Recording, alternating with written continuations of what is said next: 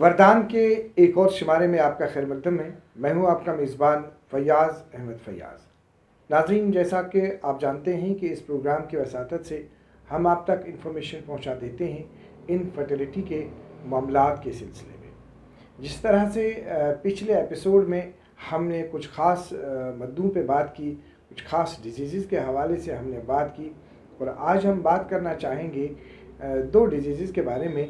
एक है पीसीओ, दूसरा है एंडोमेट्रियोसिस।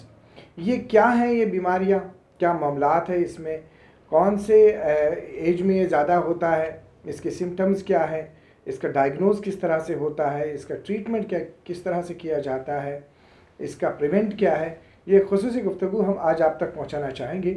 और हमारे साथ इस सिलसिले में यहाँ पे स्टूडियो में तशरीफ़ रखे हुए हैं ये डॉक्टर अमनदीप कौर साहिबा, जो कंसल्टेंट IVF है और laparoscopic surgeon. Doctor Amandeep Kaur साहिबा, आपका वेलकम है हमारे शो। Thank you sir.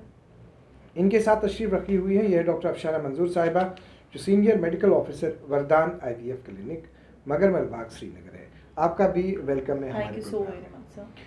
तो डॉक्टर अमनदीप कौर साहिबा, जैसे कि पिछले एपिसोड में आपने कुछ ख़ास मौजू के हवाले से बात की, आज हम बात करना चाहेंगे ख़ास दो मुद्दों पे। एक मद ये है कि जो PCO है या एंडोमेट्रियोसिस है, तो आगाज़ में हम पहले PCO पे बात करना चाहेंगे। तो ये बताइए कि ये जो PCO है ये है क्या आखिर? हाँ जी सर, ये अगर हम बात करें PCOS और PCOD is one of the same thing. इसको कहते हैं पॉलीसिस्टिक ओवेरियन सिंड्रोम और पॉलीसिस्टिक ओवेरियन डिजीज़ जी, जिसकी डायग्नोसिस जो बनती है कंबाइन बनती है पेशेंट के सिम्टम्स को लेके और बायोकेमिकल टेस्ट को लेके और अल्ट्रासाउंड के अकॉर्डिंग। तीन चीज़ों से इसकी डायग्नोसिस बनाई जाती है जी। और अगर आप मुझसे ये डिस्कस करें तो ये every second girl now a days is suffering from PCO and PCOD। Symptoms start हो जाते हैं मेंस्ट्रुएशन से, इनफर्टिलिटी एंड देन आगे फर्दर PID की प्रॉब्लम्स, जो मेन इसमें सिम्टम्स आते हैं जो प्रॉब्लम्स ये क्रिएट करते हैं जी।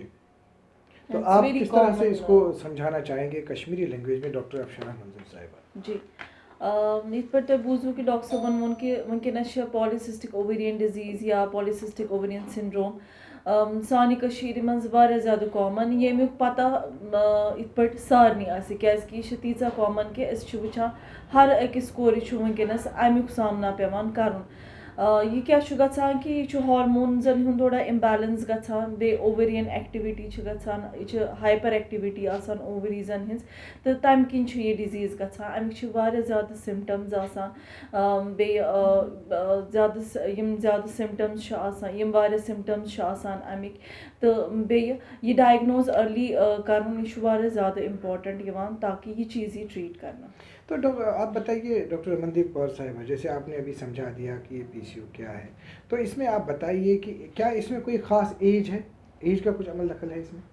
जी सर, इसमें एज कोई मैटर नहीं करती है। It start from the, age मैंने पहले भी बोला कि मेनार्की की एज में अर्ली टू अर्ली ये स्टार्ट हो जाती है और ये रिप्रोडक्टिव एज में आती है, इनफर्टिलिटी लीड करती है। उसके बाद आगे जब बच्चे हो भी जाते हैं तो तब भी ये बॉडीज में रहती है, जिसमें कि लेडीज इतना ध्यान नहीं देती। तो किस में ज़्यादा होता है, किस एज में? ये सबसे ज़्यादा कॉमन जो डायग्नोस होता है अर्ली एज में, मेनार्की की एज में। जब अब ये PCOS दो तरह का होता है, एक होता है लीन PCOS, एक होता है ओबीस PCOS।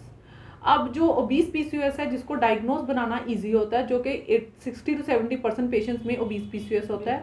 30 to 40% में लीन PCOS है, जिनके बारे में वो अवेयर भी नहीं होते कि they are suffering from the PCOS। बिल्कुल। एंड ऐसा मैम ये भी देखा गया ना कि जैसे कोई लीन पेशेंट होता है जिसको ऐसे कोई सिम्टम्स होते हैं, बट वो अपनी जगह ये अज्यूम कर लेता है कि शायद मुझे PCOS नहीं हो सकता, मैं तो बिल्कुल लीन हूँ, क्योंकि वो उस आपके पास तब आएगा जब वो इनफर्टिलिटी से जूझ रहा हो, और जहाँ फिर हम कह सकते हैं कि वो एक्सीडेंटली फाइंड किया जाता है कि इस बंदी को PCOS है। तो इसीलिए जो ओबीस PCOS होते हैं उनको ट्रीट करना रेदर आसान होता है as compare to lean PCOS, जिनके ऊपर ड्रग्स होती हैं ज़्यादातर रेजिस्टेंट होती हैं। सो अगर हम बात करें, सबसे पहले आ जाता है कि पेशेंट हमारे पास आते हैं, हमें OPD में पेशेंट हमारे पास मिलते हैं। पेशेंट आते हैं हमारे पास कैसे हैं, पीरियड्स की प्रॉब्लम लेके। पहली बात, पेशेंट आएगा delayed period, irregular period, oligomenorrhoea के पीरियड्स कम आ रहे हैं लेकिन डेज ऊपर होके आ रहे हैं। कई बार क्या आते हैं, पेशेंट कहता है कि पीरियड्स आ रहे हैं 2 महीने बाद, 3 महीने बाद आ रहे हैं, एंड समटाइम्स क्या आते हैं कि आते ही मेडिसिन के साथ हैं। और जब ऐसे पेशेंट की अल्ट्रासाउंड करवाई जाती है तो उसमें टिपिकल एक कैरेक्टरिस्टिक होता है, पर्ल लाइक फैशन होता है। मतलब ये सिम्टम्स की आप बात करते हैं? मैं सिम्टम्स को, बायोकेमिकल को और रेडियोलॉजी को तीनों के साथ कंपेयर करके बता रही हूँ कि इसको डायग्नोसिस कैसे बनाया जा सकता है। तो पेशेंट हमारे साथ पीरियड की प्रॉब्लम के साथ आया, हमने उसको जब टेस्ट करवाए तो उसका हार्मोनल प्रोफाइल सब गड़बड़ हुआ रखा होता है, FSH-LS रेशियो रिवर्सल हुआ होता है, प्रोलैक्टिन लेवल कई बार हायर होता है, ओबेसिटी मतलब डायबिटीज़ भी आने के चांसेस ज़्यादा होते हैं, हाइपरक्रोमोसिस्टेनीमिया भी हो सकता है, मतलब आगे शब्द आगे कि उसके हार्मोनल इम्बैलेंस हो चुका होता है।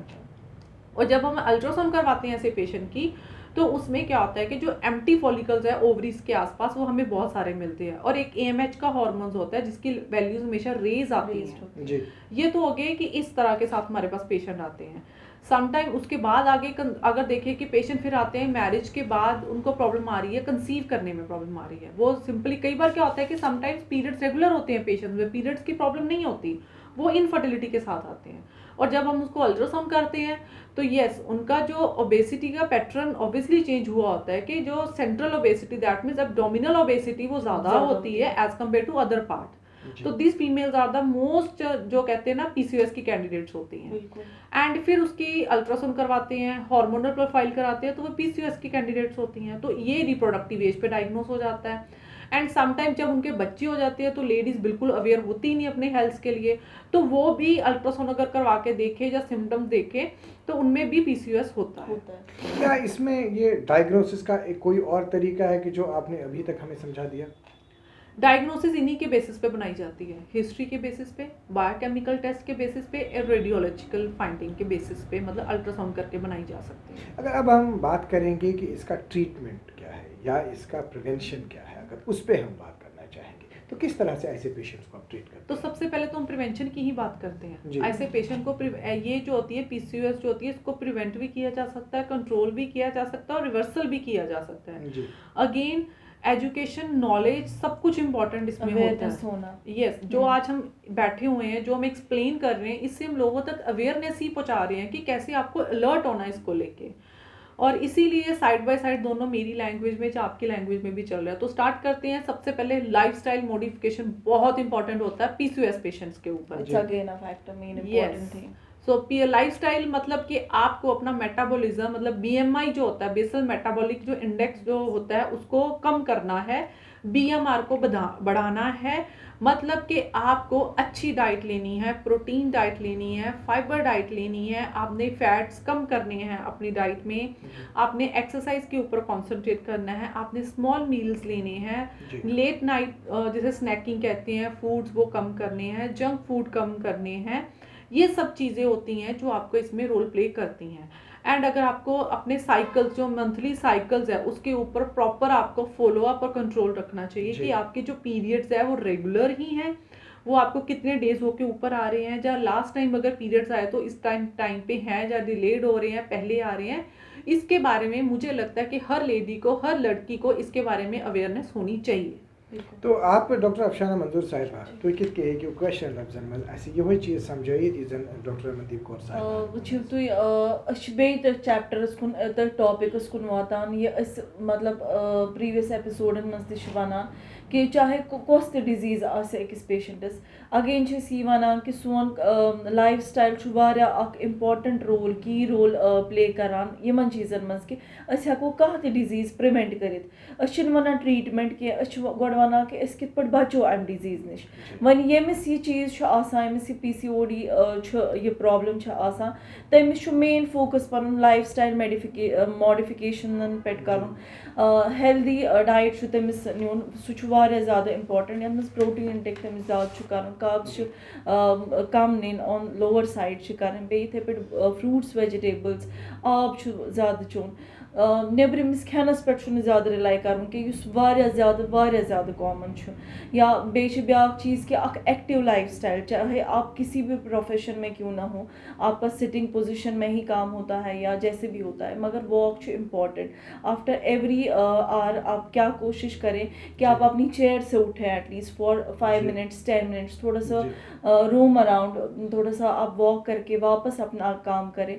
ये बहुत ज़्यादा ज़रूरी है बिकॉज जैसे किसी का 10 to 4 10 to 5 ऐसे जॉब डिस्क्रिप्शन होता है कि तमिस पेवान बिहुन कुर्सी पे, मगर कहना क्या टाइम तमिस कड़न अमे खतर कि सह कर थोड़ा टहले, थोड़ा सा बाहर जाए, पानी का इनटेक ज़्यादा करे, यम चीज़ अस हेको गोडनेथ यह चीज़ करित कि अस हेको पन लाइफ स्टाइल मॉडिफाई करित, तेली बचान यमो चीज़ों नश, एंड तभी जाकर हम ये डिजीज़ से प्रिवेंट हो सकते हैं। नाज़रीन मोहतरम, ये तय वुनुक तानत यथ हिस्सस मज बोजू कि डॉक्टर अमनदीप कौर साहिबान वोन या डॉक्टर अफशाना मंजूर साहिबान वोन अत मुतल्लिक कि अत सिलसिलस मज कम एहतियात वर्तावन, अत सिलसिलस मज क्या करुन, तो अगर अमि किस्म का प्रॉब्लम या इनफर्टिलिटी हुंद कह त इशू तो हेकू डॉक्टर वरीश कुमार साहब सतन कत कर, तिहुंद नंबर 9814021991 या युस जन ये यमन सेंटर मगरमल बाग श्रीनगर तमन सत हेकू तुम रब्त कर दिया डॉक्टर अफशाना मंजूर साहिबा सत हेकू तुम रब्त कर, नंबर 7814792726।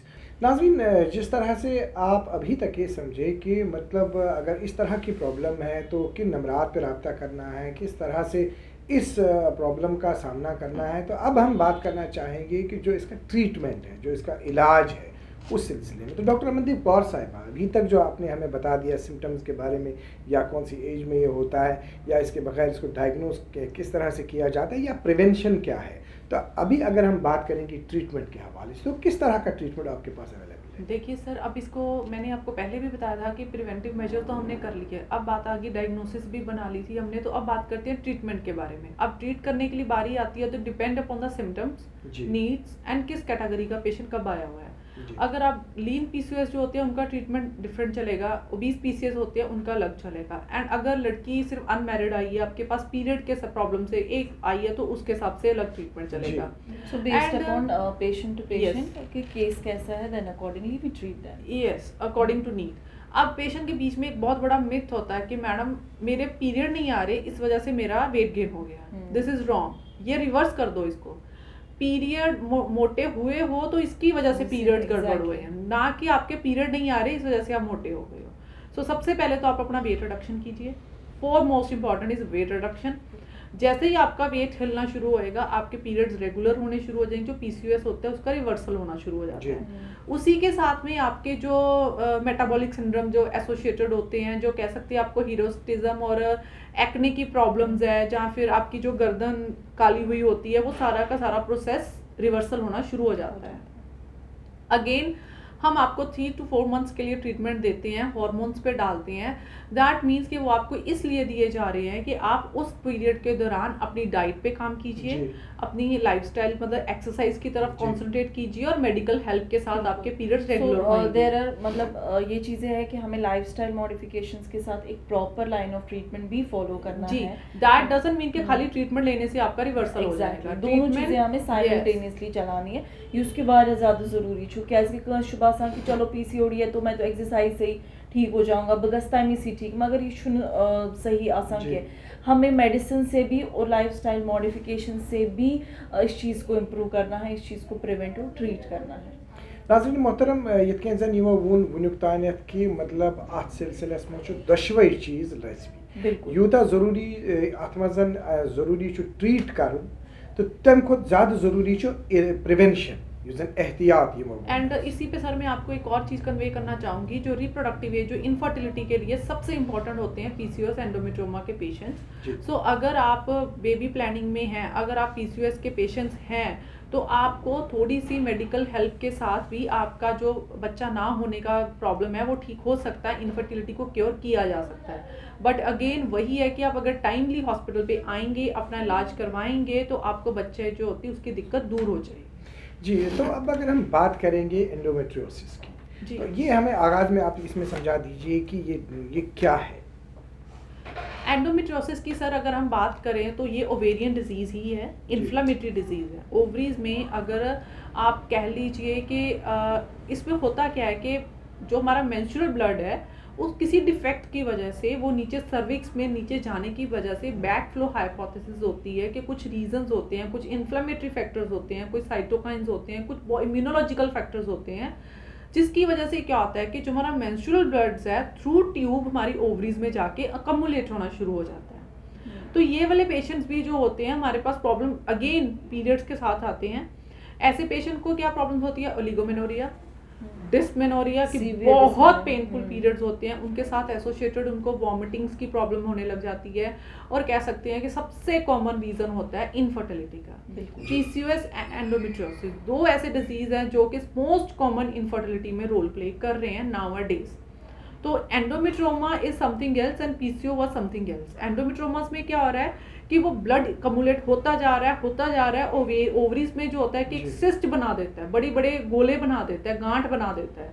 और ये ऐसा होता है, ये आपस में अदर ऑर्गन्स को इकट्ठा करना शुरू कर देता है, एडिशंस बना देता है, तो जिसकी वजह से पेशेंट जो होता है डिस्मेनोरिया की प्रॉब्लम के साथ हमारे पास आता है। And this is one of the main causes of infertility. Yes.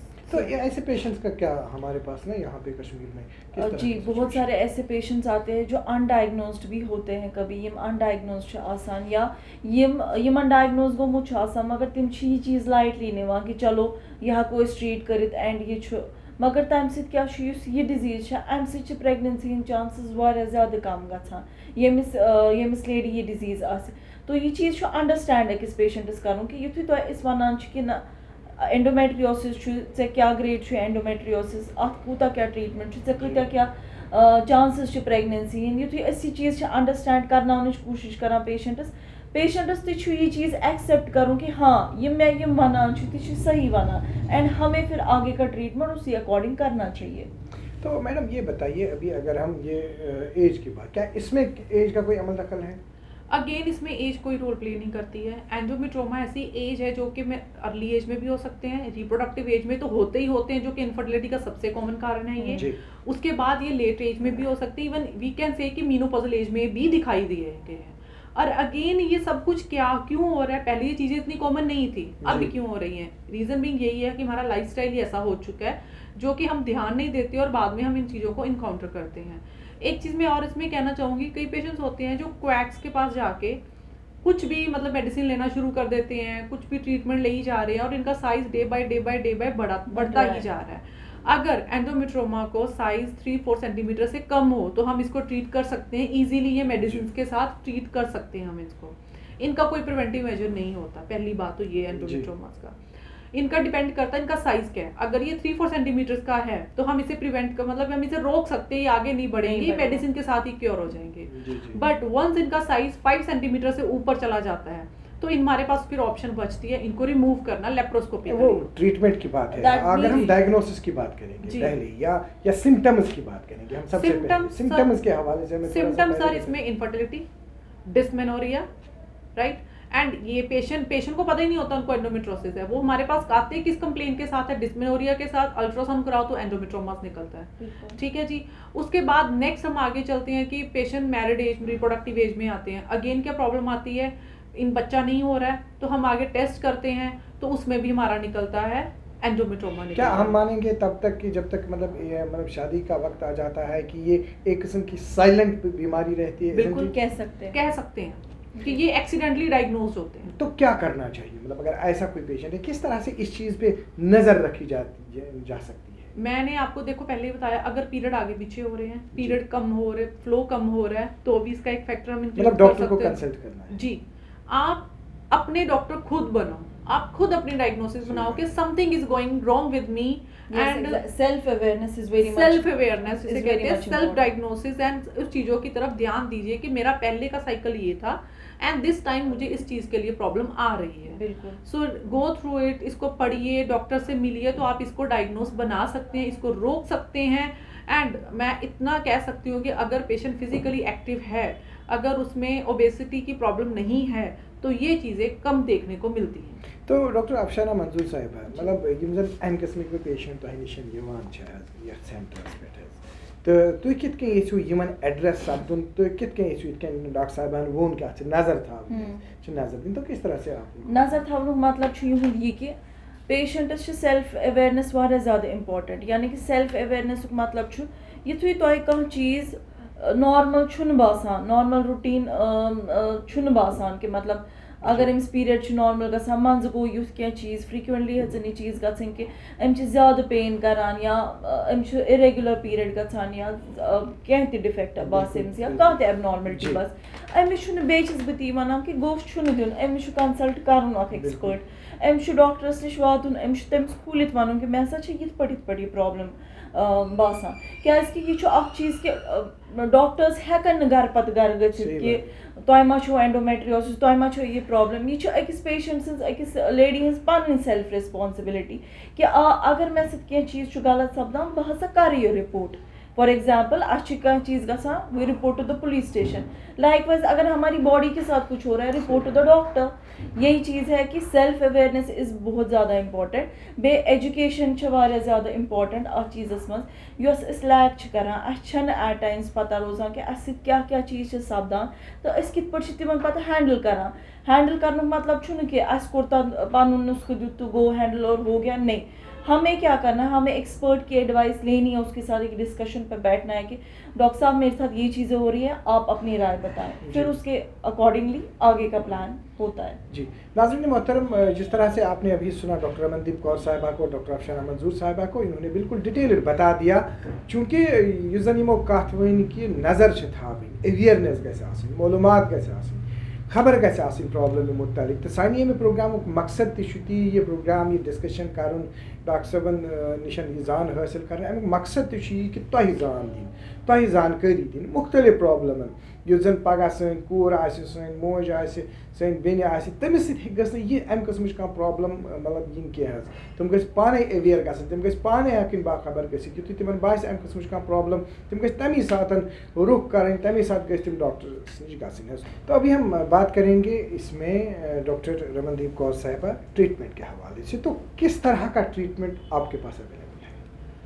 Sir अगर हम बात करें एंडोमेट्रियोसिस के पीसीओएस का ट्रीटमेंट तो हम डिस्कस कर चुके हैं। अब मैं बात करूँ आपके साथ एंडोमेट्रियोमा के ट्रीटमेंट के बारे में। देखो एंडोमेट्रियोमा जो ऐसा होता है मैंने आपको पहले बताया था कि अगर 3 to 4 सेंटीमीटर का साइज है तो medically they can manage better. अगर इसका साइज 5 सेंटीमीटर से ऊपर चला जाता है, समटाइम्स एंडोमेट्रियोमास इतने बड़े होते हैं कि वो 15, 16, 17 सेंटीमीटर या कह रहे 10 सेंटीमीटर तक भी चले जाते हैं। सो इन दैट केस हमें एंडोमेट्रियोमास जो होते हैं वो रिमूव करने पड़ते हैं सो दैट के फर्टिलिटी के जो चांसेस है बड़े, it's infective disease, inflammatory disease, तो इनको रिमूव किया जाता है लेप्रोस्कोपिकली। एंड थिंग इज दैट कि अगर एक बार इसको रिमूव कर दे देयर इज नो क्योर कि ये दोबारा नहीं आएंगे, ये दोबारा भी आ सकते हैं। तो इनको प्रिवेंट या रोकने का एक ही तरीका है कि अगर आपने इनको रिमूव करवा लिया है तो आपको मीनोपॉज आए, बिकॉज ये मेंस्ट्रुअल प्रॉब्लम्स है, में पीरियड्स आएंगे तो ये दोबारा बनेंगे। अब जो बॉडी में जेनेटिक डिफेक्ट है कि ये बन रहे हैं तो इनको तो कोई नहीं रोक सकता। सो एक बार अगर आपने एंडोमेट्रियोमास रिमूव कराए हैं तो आपको अपनी फर्टिलिटी की तरफ ध्यान देना पड़ेगा, क्योंकि एक बार अगर वो औरत प्रेग्नेंट हो जाती है तो 9 मंथ का तो ये मेनोरिया हो गया कि 9 मंथ तक तो पीरियड आएंगे नहीं, तो ये बॉडी में अपने आप ही सबसाइड हो जाती है। सो जो एंडोमेट्रियोसिस भी होती है इट ऑल्सो डिपेंड्स कि कौन सी ग्रेड की है, ग्रेड 1 की है, ग्रेड 2 की है, 3 की है कि 4 की है। तो जो अर्ली ग्रेडिंग, जो अर्ली डिजीज होते हैं वो कम हार्मफुल होते हैं, लेकिन जैसे जैसे ये आगे बढ़ती जाती है, जिसे कहते हैं कि बॉडी में घुन लग गया एक तरह का पेल्विक ऑर्गन्स को, तो ये हमारे यूट्रस से निकल के हमारे पेरिटोनियम मतलब कि हमारे आसपास वाले एरियाज में भी पहुंच जाती है। तो किस तरह का आप सम अप में लास्ट पे मैसेज देना चाहेंगे? मैं यही देना चाहती हूँ कि अगर एक बार आप डायग्नोज कर चुके हो कि ठीक है आप एंडोमेट्रियोसिस से जूझ रहे हैं तो आप इसको इग्नोर मत कीजिए। इसको अर्ली टू अर्ली अगर छोटी स्टेज पे पकड़ लेंगे तो हम इसको ट्रीट कर सकते हैं। अगर आप बाद में भी इसके साथ मिल चुके हो, आपको पता चल गया कि आपके अंदर एंडोमेट्रियोसिस आ रही है, तो आप इसको प्रॉपर ट्रीटमेंट करवाइए। और अगर आपकी प्रॉब्लम ही मेन बच्चे से लेकर है कि इनफर्टिलिटी की प्रॉब्लम है तो आप उसकी तरफ फोकस कीजिए, इसका इलाज करवाइए और अपनी आगे जिसके लिए हम आपकी हेल्प में ऑल टाइम अवेलेबल हैं उसको प्लीज़ यूटिलाइज कीजिए और अपनी फर्टिलिटी को इन्हांस कीजिए। डॉक्टर अफसाना मंजूर साहिबा, तो तुम वन तो तुहस क्या मैसेज अथ रिलेटेड? मैसेज मेन ये कि एंडोमेट्रियोसिस या पीसीओएस यूस डिस्कस कोर यम treatable disease with certain various options, यमन मज वारिया ऑप्शंस वनकस मेडिकल साइंसेस मज यथ मज यम चीज़ मैनेज हेको कर। तो यमिस ये प्रॉब्लम आ सुन सा ब्रोट कुन हेको तिमन हेल्प कर विद दिस कॉज। जी। डॉक्टर रमनदीप कौर साहिबा, आपका बहुत बहुत शुक्रिया। Thank you sir. आपने इस इम्पोर्टेंट मौजू के हवाले से हमें जानकारी दी। डॉक्टर अफशाना मंजूर साहिबा तुम सैटा शुक्रिया तो एक वैसे मुतलिक जानकारी। नाज़रीन मोहतरम आपका भी बहुत बहुत शुक्रिया। आपने हमारा आज का मौजू आपने बिल्कुल आधे घंटे से देखा, आपने सुना आपने। अगर आपको इस तरह की कोई प्रॉब्लम है, इस तरह का कोई मसला दरपेश है तो आप मगरमल बाग श्रीनगर के सेंटर से रब्ता कर सकते हैं। इनका नंबर है 7814792726। आज के प्रोग्राम में इतना ही। अगले शुमारे में आपसे फिर मुलाकात होगी एक और मौजू के साथ। इजाज़त चाहेंगे। अल्लाह हाफ़िज़।